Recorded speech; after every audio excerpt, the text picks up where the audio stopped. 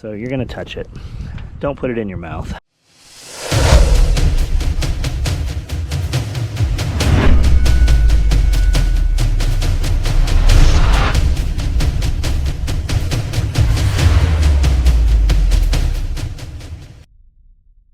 Finally getting around to filling these water cubes we used a week or so ago. I'm just gonna dump sink water in here. Yes, oh my God, it's chlorinated. I don't care, don't care. If you need water, you're not going to care. There's enough chlorine coming out of this, it will prevent algae growth for a long time. If we drink it, 99% of the time we're going to put it through the Berkey filter. We have multiples of those. That's it. There's really no magic to this. Guys will make a huge long video telling you how to do water, right? This is just put water in cubes, so when water doesn't come out of this sink, we have water sitting somewhere. We're going to flush toilets with it. We have outhouses also. We're going to set it here on this edge and wash dishes and hands if we need to. That's it. There's no magic. Just going to fill these empty containers and put them back in the pile where the containers are. This bowl that I keep here, this Dobie, we use the piss out of these things. Buy them in a 2-pack. You can buy generics, whatever. We buy a lot of them. There was a time a year or so ago when we couldn't even get them, so we had to order them. This is a bottle of bleach and water. The brand you want is the Harris Pro Sprayers. These things last forever. You can buy just a generic or whatever at Walmart or Home Depot, Lowe's. This brand here though works amazing. They typically come in a 3-pack. And then I just spray a little bleach water right there. I rinse these things out, let them kind of dry here on the edge, and then I spray bleach water on them and keep them disinfected. I use it to spray down the sink. We spray surfaces with it. We keep bleach right here. If you don't know, bleach has a shelf life.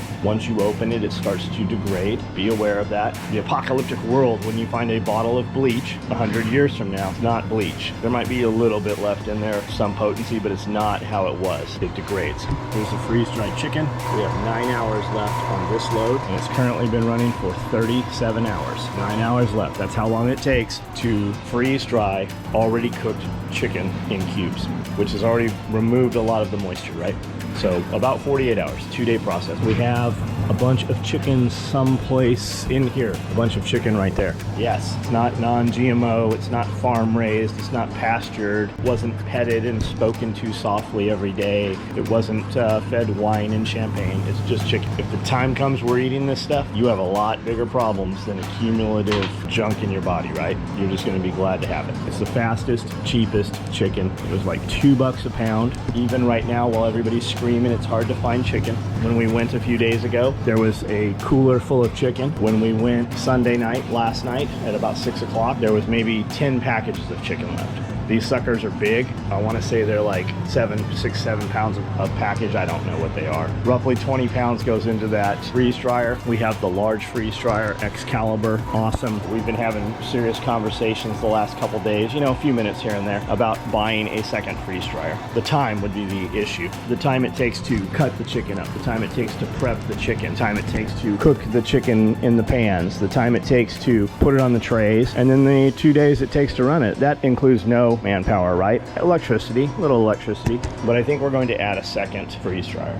Same one, large, same oilless pump. You don't have to service it, you don't have to do anything to it. I think we're going to do that. And we have an affiliate link. If you would like to look at freeze dryers, we have a link on our webpage, soetacticalgear.com, and I don't know if it gives you a discount. It gives us a little tiny piece of it. So if you like us and you're thinking right now you want a freeze dryer, click that link, use that code there, and it gives us a little tiny percentage. Doesn't taste any different, doesn't smell any different. Same thing with Amazon. Anything in this kitchen you see, oh, I use that. Oh, I use that, right? If you buy anything off Amazon and you go to any of these videos that you're watching and you go to the notes, there's always Amazon links. All you have to do is click it. You don't have to buy that thing. It just takes you to Amazon, shows you the thing I happen to be talking about in the video, and you can read customer reviews, not just my opinions. You can read what other people say. But in doing that, it auto-populates a cookie onto your computer, and anything you buy in the next 24 hours on Amazon, we get a little piece of it. Like 1%, 2% sometimes. Some guy bought a like $300-400 ladder and it gave us $70 out of it. It doesn't change anything for you. You're already using Amazon, and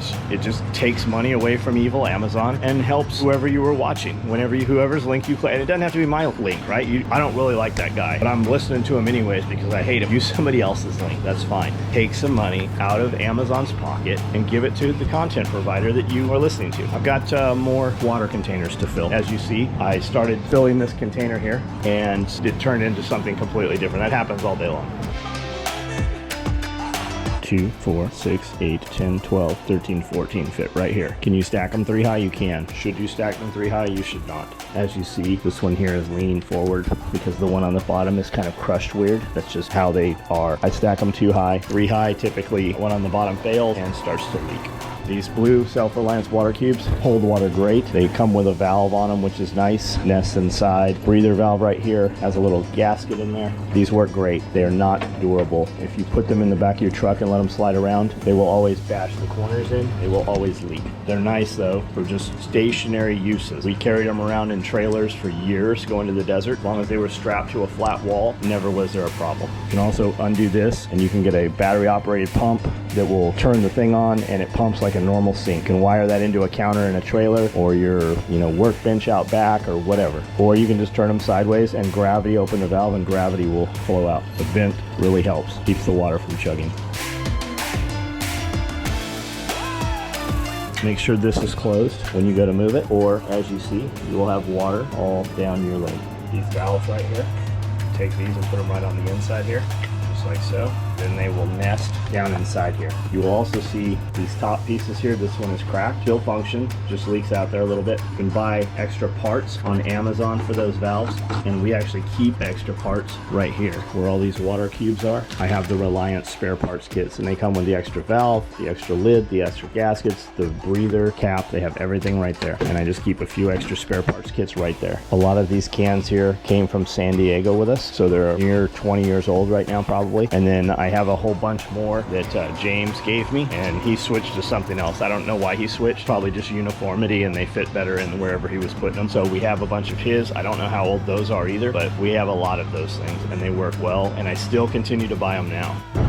What's that? You don't keep poison in your kitchen?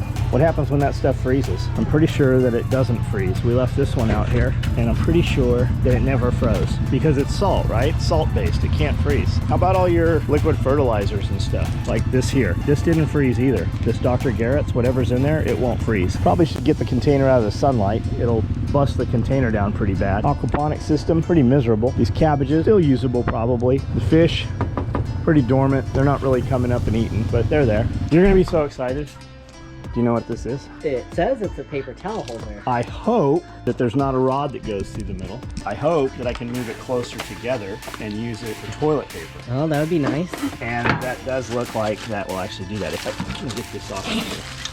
Rego makes a super cool TP holder and paper towel holder. Some other companies make some super cool, fancy magnet so they don't unroll, all this cool stuff, right? Harbor Freight has these cheapies until I get mine from Rego, and they're red, so it gets some good contrast. I think I'm going to put this right here, and I think I'm going to put this one here. And bad news, it won't, maybe they'll overlap. They will not really overlap. Kind of they'll overlap. A little bit overlap. Do you have a roll of toilet paper? Oh, you know what? You can't put a commercial roll in there either, those big ones. We could Velcro it up there, the commercial, but then you don't get to use the cool dealio.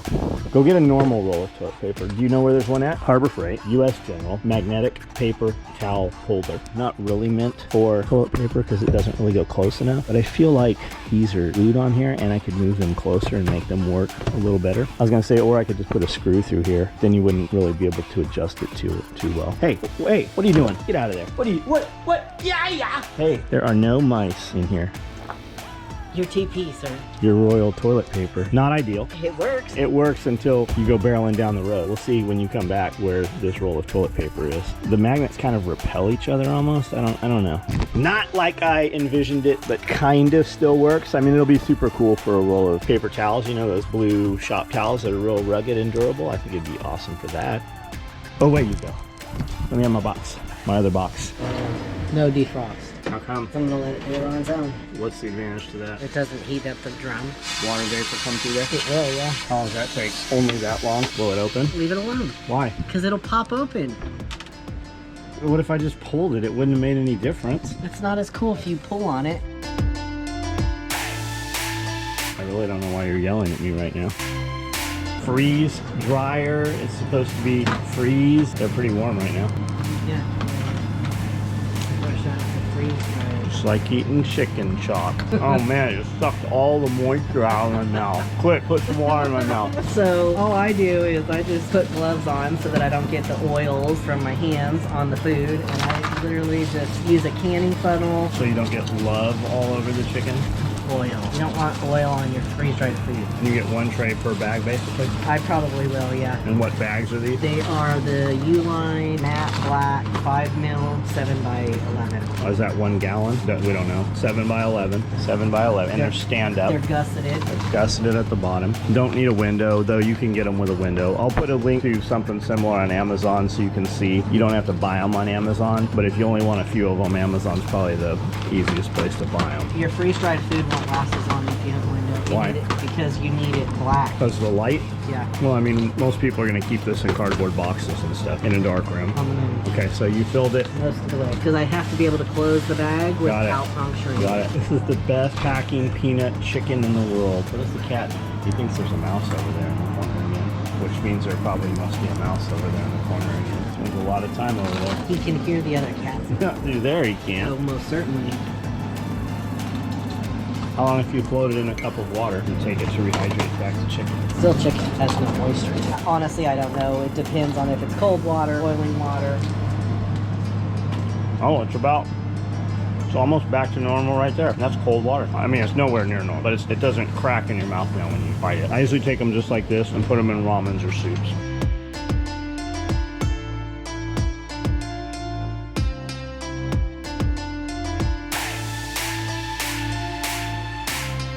It's ice down in the tunnel.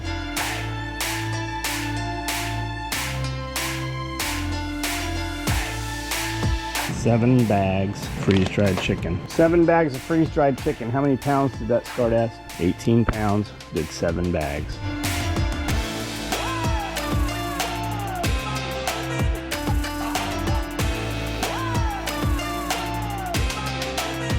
These guineas all are on the inside of the fence, but these 3. So we rode up here this way thinking it would push them and they would figure it out. And of course it has not done at all that. Go back through there, go back on the trail and drive those 3. I was just trying to get them all together so they would shut up. It's not gonna work. We added a bunch of guineas last year with the intention of them being in the backside of the property for tick control. Well, one of the older guineas went down there when they heard the other guineas and brought them up here. So now you have so many guineas up here that it's always a screaming, noisy mess. When we had 11 guineas, it was no big deal. Now we have 20 guineas and they're always hollering, always, because there's always 1 or 2 on the outside of the fence. Never mind that they flew there to get there, but they can't figure out how to fly to get back.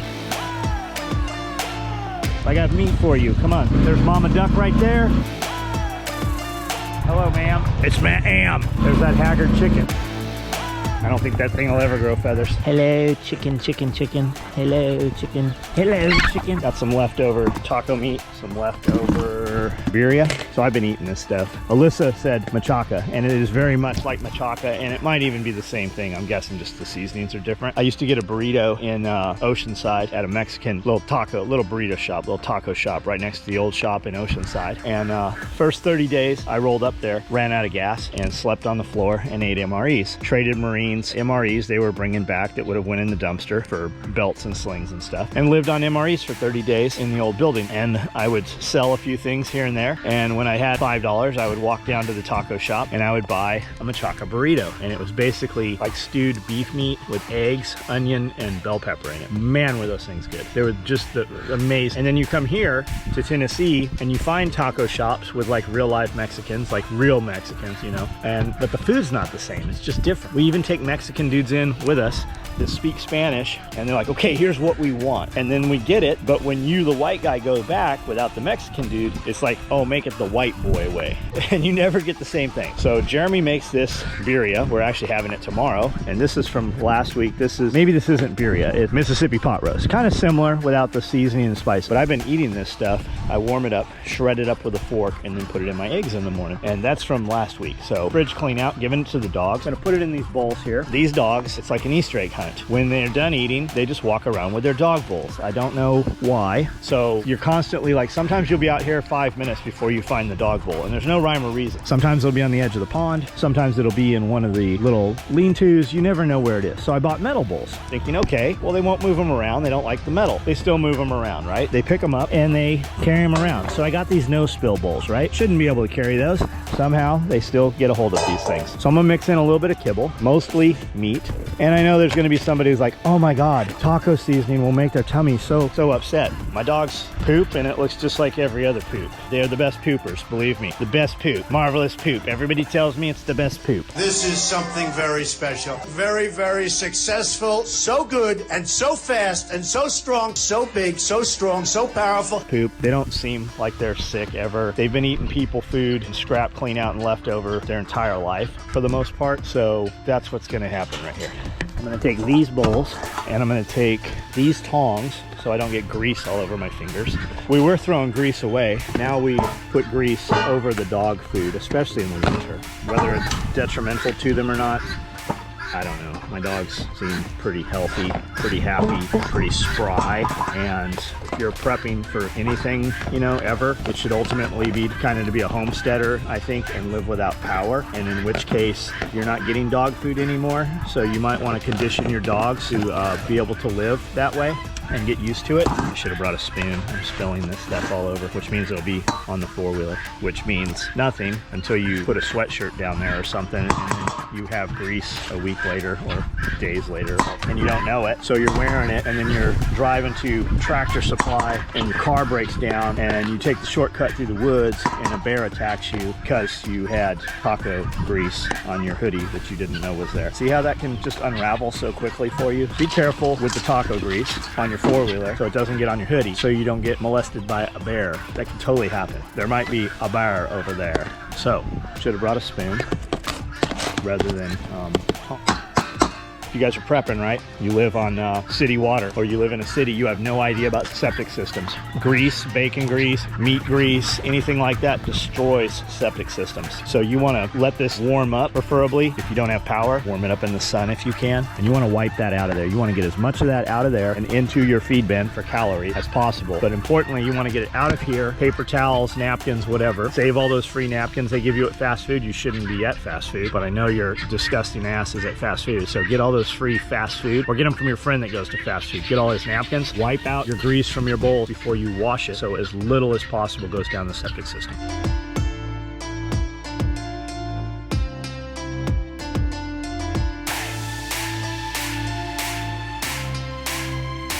She'll leave food sitting there. Those guineas will come up and eat it. The kibble, they won't leave none of this here.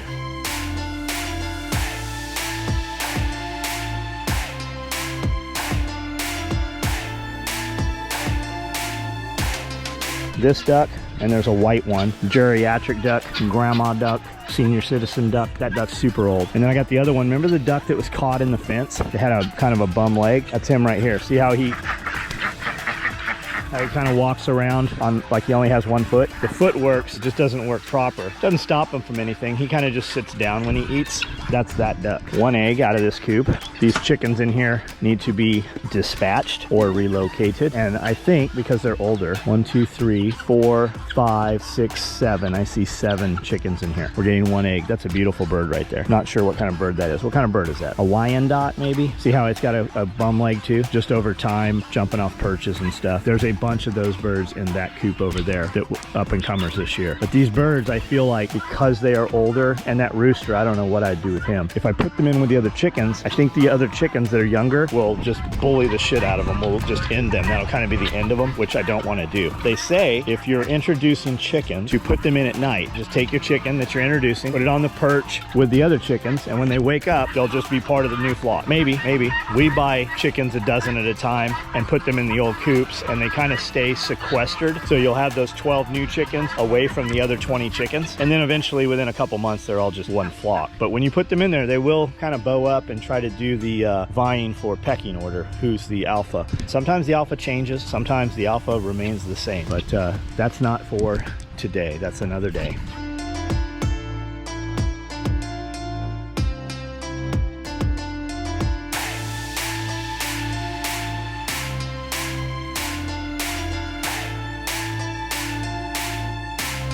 10 years from now, we'll sit around the campfire talking about our favorite old Rubbermaid pitcher that doesn't exist anymore.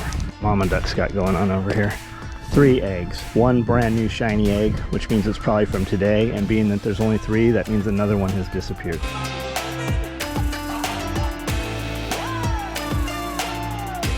How the prairie chicken's looking. Rabbit, it's prairie chicken. Rabbit's a prairie chicken. Baby's over here? Yeah, come here. Which ones you want? The newest ones? Look how cute this gray one is. They'll scratch the shit out of you. Don't drop it here. You want me to pick them up? Take it. It won't hurt you. If you cradle its feet, it'll stop. For the most part, it'll stop air running. Looks like somebody hit that thing with a frying pan. Its whole front of its face is flat. Yeah. That big giant bunny back there is out of the same litter. He just pushed in and ate when he wanted to. Oh, look at this big one too. This one's huge too. Same litter. 2 giant ones and 4 not as big.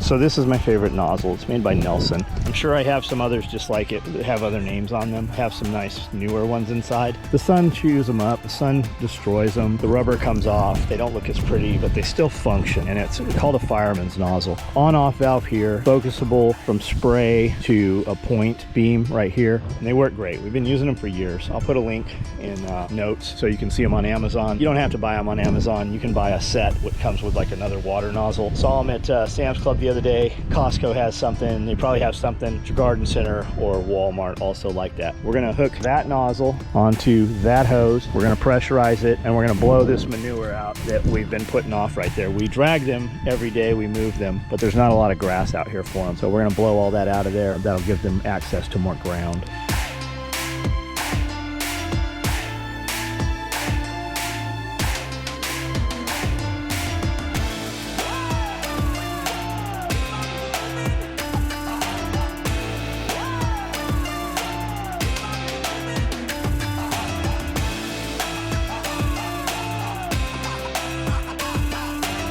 Your mom will always tell you, wash your hands. When mom was a kid, somebody was telling her that too, and definitely wash your hands. But you can wear gloves, you can put on latex gloves, you can put on leather gloves, whatever. All that goes out the window once you've done this stuff for a while, and you're gonna touch dirt, and inevitably dirt has poop in it. And dirt came from rotted down stuff, and animal manure makes the best dirt, right? So you're gonna touch it. Don't put it in your mouth. You can do all kinds of stuff and try to stay clean. That all goes out the window when you have a lot of stuff to do, and you do it pretty consistently.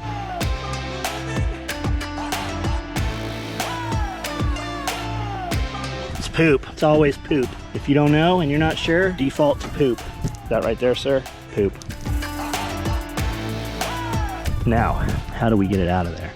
Do we have to pick it up? Let's try something that's not this.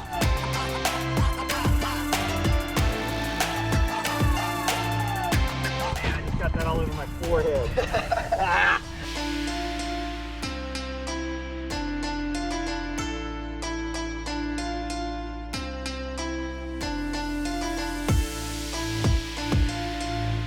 Coming in hot, hot, hot, hot, hot.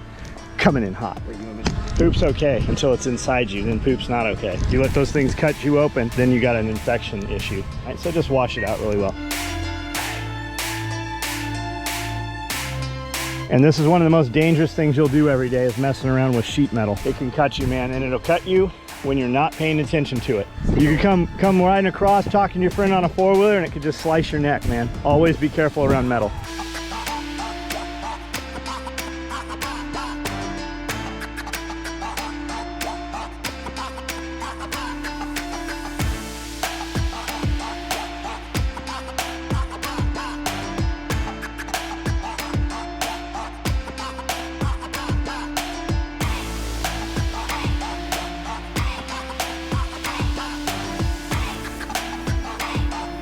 That should be an event at one of the prepper festivals. We'll just get rabbit cages super dirty and we'll have a contest to see who can clean them the fastest. And maybe we don't let them watch each other. They have to come out here and clean their one rabbit cage so they can't adopt other people's skills and methods.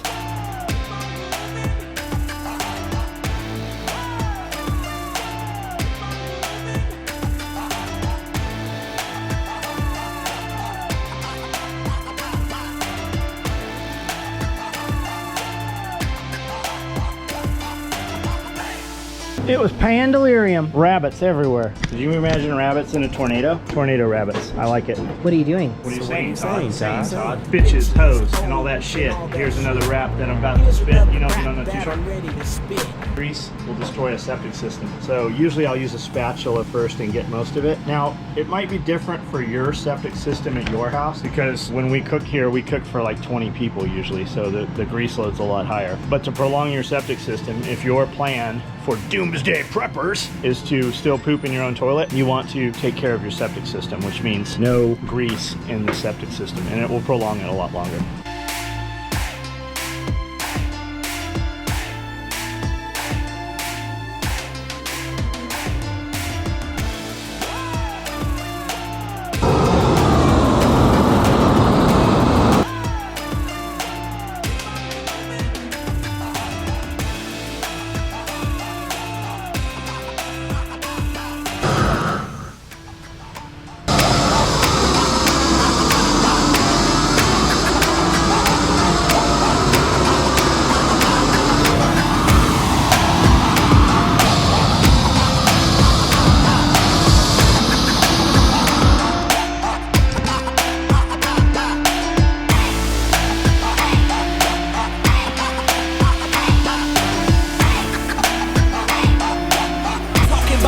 One of the realest